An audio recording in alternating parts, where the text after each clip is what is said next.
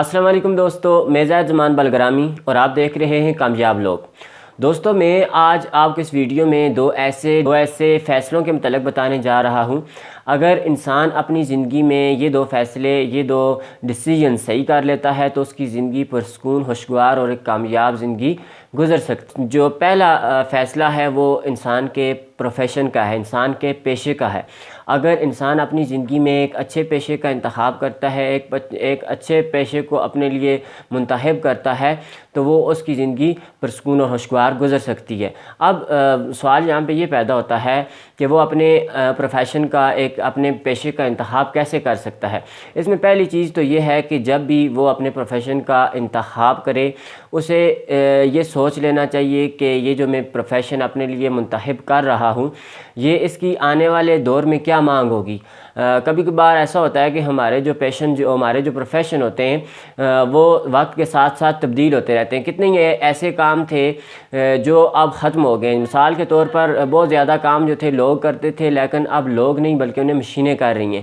اس لیے جب بھی کسی پیشے کا انتخاب کیا جائے، یہ ضرور سوچ لیا جائے کہ اس کا مستقبل میں اس کی کیا مانگ ہوگی، اس کی کیا ڈیمانڈ ہوگی، یہ سوچ کر فیصلہ کیا جائے۔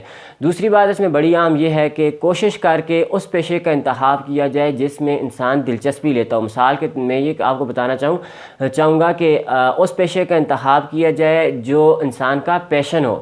اگر وہ پیشن انسان کا پروفیشن بن جاتا ہے تو پھر اس سے یہ ہوتا ہے کہ انسانی زندگی بہت ہی خوشگوار گزرتی ہے۔ اس میں یہ ہوتا ہے کہ انسان کام کرتے ہوئے تنگ نہیں ہوتا۔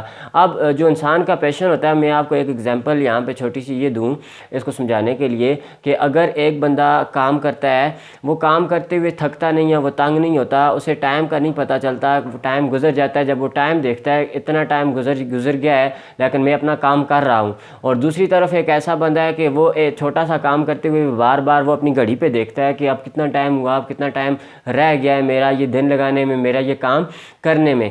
اس لیے جب بھی کوشش کر کے جب بھی اپنے پروفیشن کا انتخاب کیا جائے تو ایسے پروفیشن کو اپنے لیے منتخب کیا جائے جو بندے کا پیشن ہو۔ اور اس کے علاوہ دوسرا ڈیسیژن اپنے ہم سفر کا، اپنے لائف پارٹنر کا ہے۔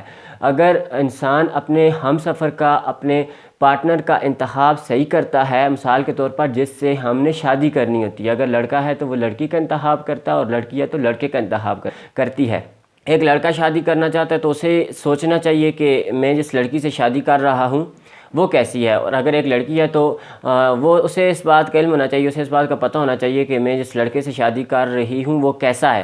اس کے علاوہ اور بھی بہت زیادہ چیزیں ایسی ہوتی ہیں جس میں ہم فیملی بیک گراؤنڈ وغیرہ ہر چیز کو چیک کرتے ہیں، پھر ہم شادی کرتے ہیں۔ لیکن بات جو میں آپ کو یہ بتاؤں کہ اس سے یہ ہوتا ہے کہ اگر انسان زندگی میں یہ فیصلہ ٹھیک کر لیتا ہے، صحیح کر لیتا ہے، اس سے یہ ہوتا ہے کہ ہماری زندگی پرسکون گزرتی ہے۔